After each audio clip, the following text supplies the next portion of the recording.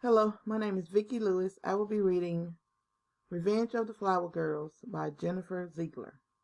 Chapter 1. The Crisis. Darby.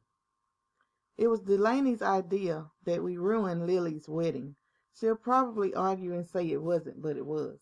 We were in an emergency meeting in the triangular office, which is our bedroom. We used to have the room next to Lily's, but when we got too big for our cribs, Mom and Dad realized they couldn't fit 3 beds in there, so they moved us up into the attic. Because our house is old, there are spots that creak when you stand on them and teeny gaps in the wall and floor. But overall, it's nice and airy and far away from the other rooms, so we don't have to worry about being heard. It has real wood plank walls and a real wood plank floor and a window that looks out over the front lawn. Not only is it spacious enough for 3 beds, it also fits 3 bookcases, 3 chairs, and a large desk that we share. There's even a big walk-in closet for our clothes, bins of old toys, boxes of Christmas decorations that won't fit in the storage room downstairs, and a collection of wooden Revolutionary War replica swords that Mom only lets us bring out on patriotic holidays. Anyway, because it's an attic, the ceiling slopes up to a point at the top of the roof like a triangle, so we call it the triangular office. "I call this meeting to order," Dawn said, pounding her fist like a gavel against her headboard. "We need to deal with this very important and horrible situation, which is that our sister is planning to marry a rapscallion," Delaney said. "A scalawag," I said. Dawn considered our suggestions. "I think he's more of a nincompoop." "Who looks like an armadillo," Delaney added, "without the shell." We agreed this was a good comparison.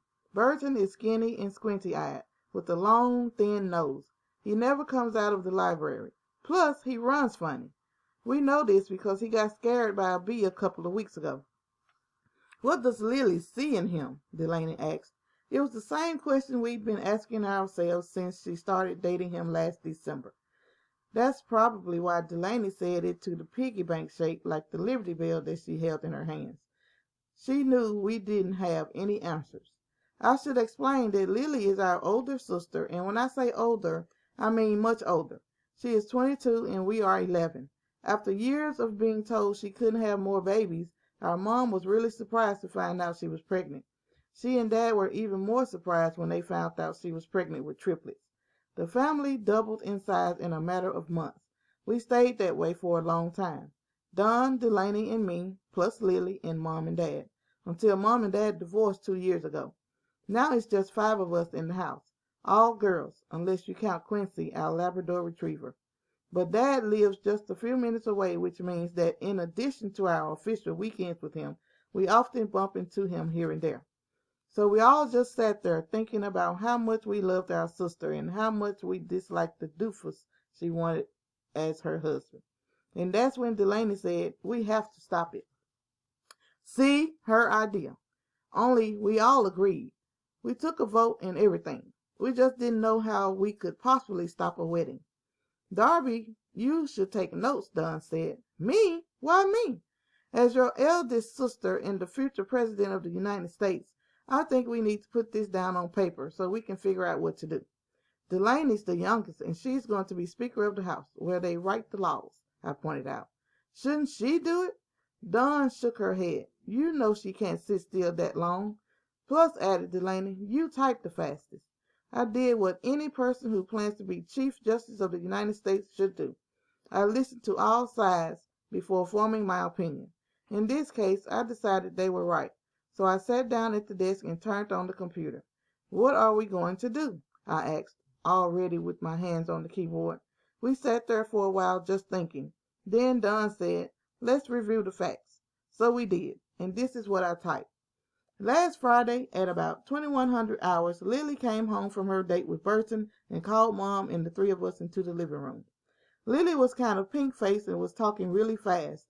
At first, Mom thought she had been in a car accident, but it was worse than that. She said Burton had asked her to marry him, and she said yes.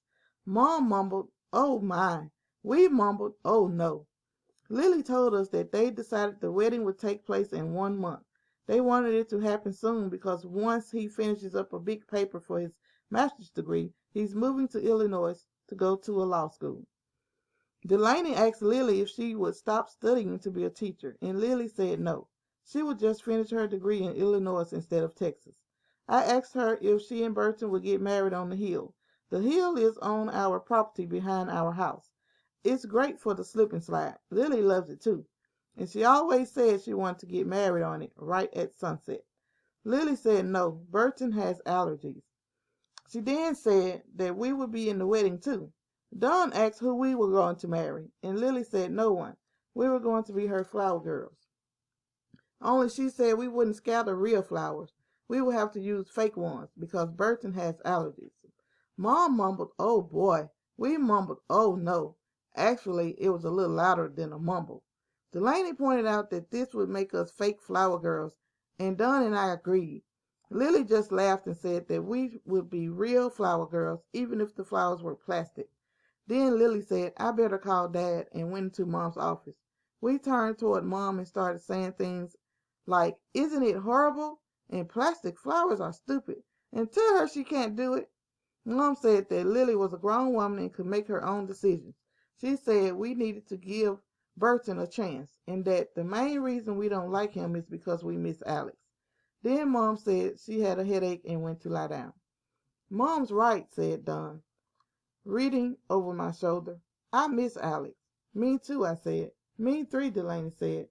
Alex was Lily's boyfriend before Burton. They met in middle school and started to date their sophomore year of high school. He used to hang out here with her all the time. His favorite president is Thomas Jefferson. We all respect that. Once Dawn asked Burton who his favorite U.S. president was, and do you know what he said? Franklin Pierce. We asked why, and he said because he was President Pierce's great-great-great-grandnephew or something like that. Now, the three of us don't even agree on who the best president was. Dawn's favorite is Washington.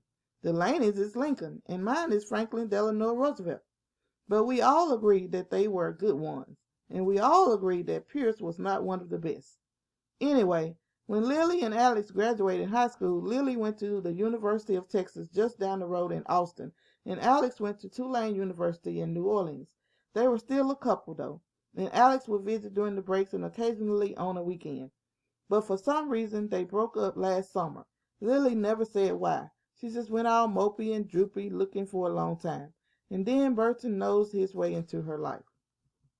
For the rest of the meeting, in fact for the rest of the weekend, we were too sad to think of ideas. It started to seem like we were going to end up related to a sneezy, squinty, Franklin Pierce loving armadillo.